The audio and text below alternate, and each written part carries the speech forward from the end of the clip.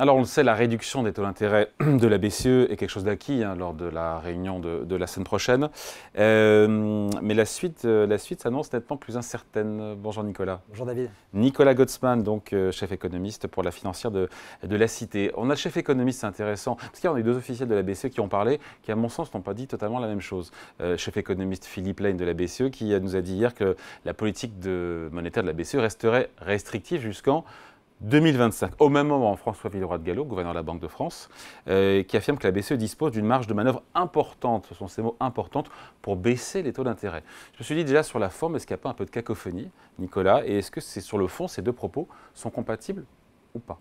Alors je pense que sur la forme, effectivement, c'est un petit peu différent. Sur le fond, je pense que c'est la même chose. Philippe Lane est un peu plus prudent dans sa méthode de communication et je pense que François Villeroy de Galhau est un banquier national qui pèse lourd, notamment depuis le mois de décembre dernier, parce qu'il a une position qui est un peu différente, notamment des plus faucons du board, même de l'ensemble de la BCE. Et donc ils ont une façon de communiquer qui est un peu différente et je pense que François Villeroy de Galhau a à cœur notamment d'essayer de convaincre d'autres gouverneurs pour pouvoir rallier sa position, qui à mon avis est quand même relativement la même que celle de Philippe Lane, mais il ne communique pas de la même façon. La question là aujourd'hui maintenant, c'est donc on a effectivement cette baisse de taux qui est acquise pour le mois de juin. Il n'y a plus de débat là. C'est ça, et la question maintenant suivante, c'est de savoir quel est le niveau de ce qui est appelé le taux d'intérêt naturel, c'est-à-dire à peu près à quel niveau on doit aller pour avoir une politique monétaire qui soit neutre. Donc, on part de 4% aujourd'hui. On part de 4%, et ce niveau neutre, il a été défini par François Villeroy de Galhau dans sa longue interview hier, entre 2 et 2,5%. Donc même si on prend l'hypothèse haute de 2,5%, si on part de 4, ça nous ferait 6 baisses consécutives pour arriver simplement à un niveau neutre. C'est-à-dire même pas un niveau qui permettrait d'être accommodant, mais simplement un niveau neutre. Il reste pour l'instant 5 meetings pour la BCE cette année, c'est-à-dire que même s'il baissait à chaque meeting, ça nous propulserait en 2025, finalement, comme le dit Philippe Lane, d'avoir un niveau restrictif, c'est-à-dire au-dessus du taux neutre, jusqu'en 2025. Ah, donc c'est pas incompatible. C'est pas incompatible. Donc restrictif, ça veut dire qu'elle peut baisser ses taux d'intérêt, mais tant qu'elle est au-dessus de 2,5% de taux directeur, elle est à 4 aujourd'hui. C'est ça. Ça freine toujours. Ça freine toujours le niveau d'activité. Donc pour l'instant, même en baissant les taux, à chaque reprise, on garderait une politique monétaire restrictive tout au long de l'année. Restrictif, ça ne veut pas dire ne rien faire, ne pas bouger ou très peu. Oui, absolument. Ce qu'il y a, c'est qu'il faut... Moi, c'est comme ça que j'ai compris. Puis, restrictif, ça veut dire quoi? Ça veut dire que lundi, il y a beaucoup de marge de manœuvre pour baisser les taux. D'autres le disent, la politique monétaire va rester restrictive jusqu'en 2025. Ça veut dire quoi? Début 2025, milieu, fin? Enfin, c'est pas clair. Hein. Oui, ça, c'est pas encore clair. Ensuite, tout va dépendre. Ça, je pense que les deux gouverneurs l'ont dit de la même façon. C'est que tout va dépendre du rythme de la baisse de l'inflation. La question maintenant, c'est qu'on a une baisse de l'inflation qui a été quand même assez forte sur les derniers mois, et notamment quasiment depuis un an maintenant. Mais pardon, vous avez raison, on vient de 10% il y a 2 ans. On est à 2, j'ai regardé les chiffres, on vient de 2,4% sur un an. Au mois d'avril, on est quasiment à 2% là. Absolument. Pour quelques dixièmes de points. Oui, on a des taux qui sont encore aujourd'hui, qui sont justement très très restrictifs. Je pense que c'est pour ça d'ailleurs, et j'ai trouvé ça très intéressant de la part de François Villeroy de Galhau, de mettre enfin l'accent sur la nécessité d'avoir plus de croissance au sein de la zone euro, de montrer l'écart qui peut exister aujourd'hui entre la croissance américaine et la croissance de la zone euro. Et évidemment, la politique monétaire de la BCE n'y est pas pour rien. C'est-à-dire qu'on a aujourd'hui une croissance européenne qui est quasiment à plat depuis quasiment 2 ans maintenant. Pour l'Allemagne, c'est vraiment 2 ans et même quasiment pire. C'est-à-dire que si on regarde les chiffres allemands, on est quasiment en stagnation depuis 2017. Donc là, c'est vraiment une catastrophe, alors que si on compare avec les États-Unis, évidemment, on a une forte expansion. Si je prends quelque chose qui est à mon avis... La différence entre les deux, c'est la politique monétaire de la Banque centrale et de la Fed, non? C'est un peu réducteur. Alors, il y a la politique monétaire, oui, c'est une des raisons. La deuxième raison, c'est évidemment aussi l'incroyable politique budgétaire américaine depuis la période Covid, qui a été quand même très puissante. Avec 7 à 8% de déficit public. C'est ça. Mais nous, on nous oblige à retourner à 3%. C'est ça, mais du coup, en fait, c'est là où on a du mal à comprendre la politique de la BCE, c'est qu'avec un plan budgétaire aussi important qui n'a pas été suivi au sein de la zone euro, pourtant, la réaction qui vient freiner justement les effets de cette plan budgétaire a été quasiment identique en zone euro qu'aux États-Unis. Donc c'est là où il y a une incohérence par rapport à cette situation-là. Et encore une fois, si je prends une mesure qui est simplement le secteur privé allemand, je prends la consommation allemande et l'investissement privé des entreprises.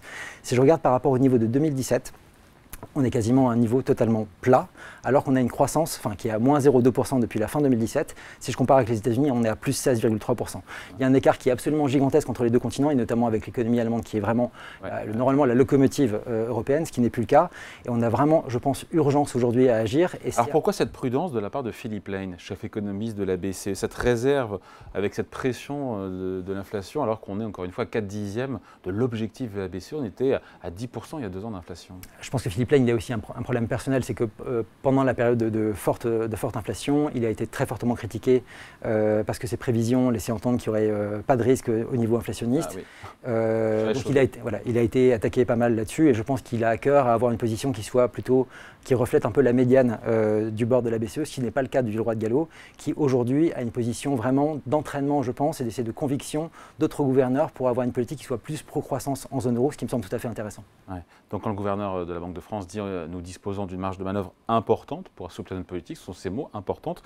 Donc on dit que c'est de combien? C'est donc c'est ce qu'on a dit, pour passer de 4 jusqu'au niveau neutre, donc jusqu'à 2,5, on va dire. Donc 2,5% de baisse des taux directeurs, ou ça veut dire importante pour aller encore plus bas si l'inflation revient bien autour de 2%, on y est presque. Oui, c'est ça, et je pense que l'argument qui a été développé par François Villeroy de Galhau dans son interview hier était tout à fait intéressant, c'est que si on prend aujourd'hui trop de temps à réagir et à baisser nos taux, on risque d'endommager sérieusement la croissance européenne et à nous obliger à passer avec des taux d'intérêt en dessous du taux neutre. C'est-à-dire de revenir de nouveau avec des politiques qui soient stimulantes.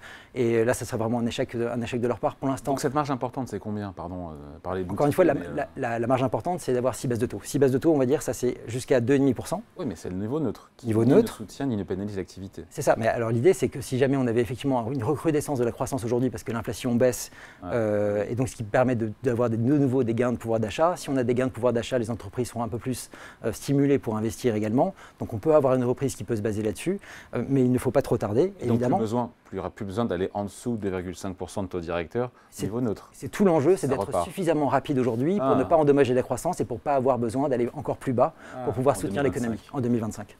Ah, c'est clair. Donc on se dit quoi? On finit là-dessus, post 6 juin. Le 6 juin, on a compris, la semaine prochaine, il y aura une baisse de taux directeur de 25 points de base. Ça, c'est acté, sauf surprise évidemment colossale. Qu'est-ce qui se passe donc d'ici la fin de l'année? Les marchés, j'ai regardé Paris en tout sur une seule baisse de taux après le mois de juin. C'est très loin de ce que nous dit le gouverneur Villeroy de Galhau. Alors, c'est très loin. Je pense qu'on a une problématique sur le mois de mai. L'inflation du mois de mai, c'est qu'on avait un effet de base de l'année dernière qui est très faible. Donc, on va avoir sans doute… On n'a pas encore ce chiffre-là. Non, on va l'avoir là maintenant, mais on sait que l'effet de base est très faible. Donc, ce qui veut dire qu'il ne faut pas grand-chose pour que l'inflation reparte un petit peu à la hausse, simplement sur un effet de base pour le mois de mai. Pour le mois de juin, ça sera l'inverse. Ensuite, évidemment, ce qui va se passer du côté américain et la position de la Fed va aussi avoir une influence sur ce qui va être fait au sein de la BCE. Et là, par contre, je pense qu'on est un peu dans le flou. Le niveau d'activité américain reste très fort aujourd'hui. Je pense que la réaccélération de l'inflation qu'on a connue depuis le début de l'année aux États-Unis est largement due à des effets de second tour de l'inflation, c'est-à-dire que c'est un effet de rattrapage de l'inflation de l'année passée qui vient aujourd'hui alimenter les chiffres de l'inflation américaine et qu'on pourrait avoir de nouveau une reprise de la désinflation américaine qui devrait permettre à la Fed finalement de baisser ses taux et qui permettrait d'accompagner la BCE. Et donc ça nous met nous alors en nombre de baisses de taux cette année de la BCE? 5, c'est vraiment ce qui serait exceptionnel. Je pense que 3 est une possibilité réelle. Donc c'est potentiellement des bonnes surprises pour les marchés qui n'anticipent que 2. Absolument. Une plus une. Affaire à suivre, on n'a pas fini. Il y a un brouillard monétaire quand même des deux côtés de l'Atlantique. Il y a un brouillard mais qui est, je pense, qui est légitime, c'est-à-dire que… c'est pas un gros brouillard non plus, mais il y a quand même… Oui, ce qu'il y a, c'est qu'ils veulent vraiment coller aux données. Les données, on ne les connaît pas.